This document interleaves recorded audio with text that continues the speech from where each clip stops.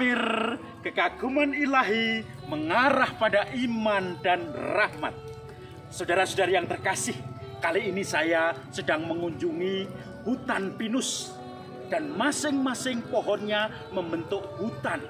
Tetapi ternyata kualitas pohon itu macam-macam. Ada yang kualitasnya super, ada yang kualitasnya biasa-biasa, ada yang kualitasnya buruk. Tapi saudara-saudari yang terkasih, pohon pinus ini kualitasnya baik sehingga bisa disadap dan diambil getahnya. Dan ternyata ini menjadi bahan minyak gondorukem yang bisa berfungsi. Maka setiap kali pohon berkualitas, hasilnya, produknya pasti juga berkualitas. Injil hari ini juga berbicara tentang pohon yang baik akan menghasilkan buah yang baik. Kalau kita bicara tentang kemanisan yang baik-baik, kita lihat ekornya, buahnya. Apakah orang yang berbicara itu sungguh-sungguh tindakannya baik, ujung-ujungnya baik? Nah, saudara-saudari yang terkasih, pohon ini contoh pohon yang baik. Maka Yesus juga Injil hari ini mengingatkan kita, hati-hati terhadap nabi-nabi palsu. Karena apa?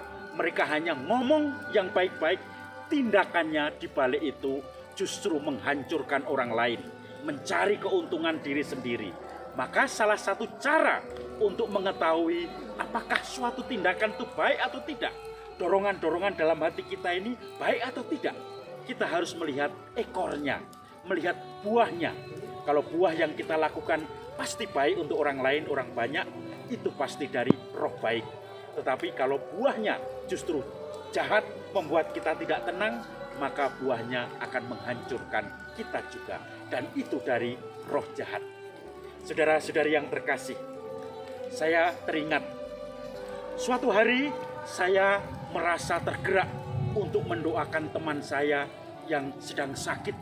Dia sudah terancam divonis oleh dokter umurnya tidak lama.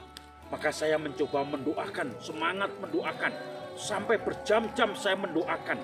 Sampai saya kadang-kadang berdoa rosario 2 atau 3 kali dalam satu hari. Tetapi akibatnya apa? Saya menjadi mengantuk.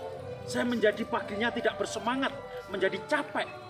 Maka saudara-saudari yang terkasih, saya merasa ternyata buah dari doa-doa saya yang tidak mengenal waktu ini adalah dari roh jahat. Godaan-godaan disodorkan, kelihatannya baik, tetapi ujungnya membuat saya loyo, capek, kurang tidur, dan saya pun menjadi sakit flu.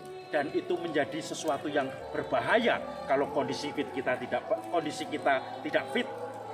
Maka saya mengatakan, walaupun dorongannya mengajak saya untuk berdoa 2 kali, 3 kali, 4 kali rosario setiap hari, tetapi itu adalah dari roh jahat. Karena justru membuat saya sakit. Buah-buahnya membuat kegiatan saya kacau.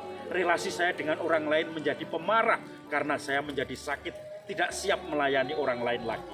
Nah, ini salah satu contoh.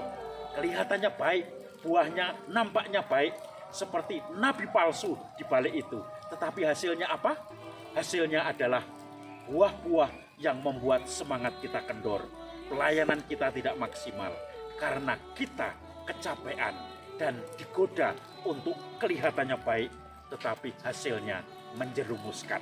Maka hati-hati terhadap dorongan-dorongan roh yang memakai muka sebagai domba, tetapi sebetulnya di balik itu adalah serigala. Salam Kamir, kekaguman ilahi mengarah pada iman dan rahmat.